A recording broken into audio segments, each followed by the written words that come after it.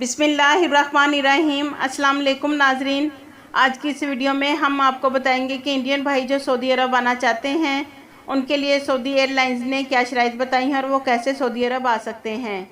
मुकम्मल तफसीलात को आगे बढ़ाएंगे, मगर उससे पहले बसमा न्यूज़ को सब्सक्राइब कर दें और बेल आइकॉन को प्रेस कर दें। नीज़ हमारी वीडियो को ज़्यादा से ज़्यादा फेसबुक, व्हाट्सएप और ट्विटर पर शेयर करना मत भूलिएगा। सऊदी एयरलाइंस अल सऊदिया ने कहा है कि इंडिया, ब्राज़ील और अर्जेंटीना से सऊदी अरब आने वालों के लिए ज़वाबत की वजाहत की है। आजल वेबसाइट के मुताबिक एक इंडियन शहरी ने सऊदी एयरलाइन से ट्वीट करके सवाल पूछा कि जिन लोगों के exit re entry visa valid हैं तो वो दुबई से सऊदी अरब आ सकते हैं क्या।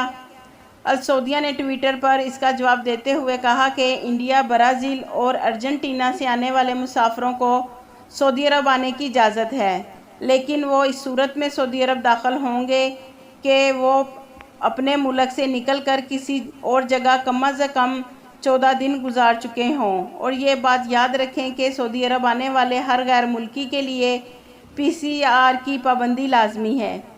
मैंने इस ट्वीट का लिंक डिस्क्रिप्शन में दे दिया है ताकि आप खुद भी मालूमात हासिल कर सकें।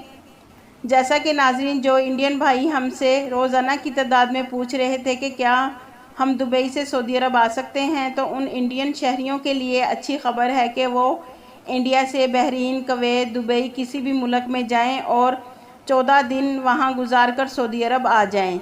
सऊदी एयरलाइंस ने वजाहत की है, इंडिया, ब्राज़ील और अर्जेंटीना के शहरी जो सऊदी अरब में मुलाजमत करते हैं और उनके exit re entry visa valid हैं तो वो 14 दिन किसी दूसरी कंट्री में गुजार कर सऊदी अरब आ सकते हैं, लेकिन उनके लिए PCR टेस्ट लाजम है जो 72 घंटे से ज़्यादा पुराना ना हो।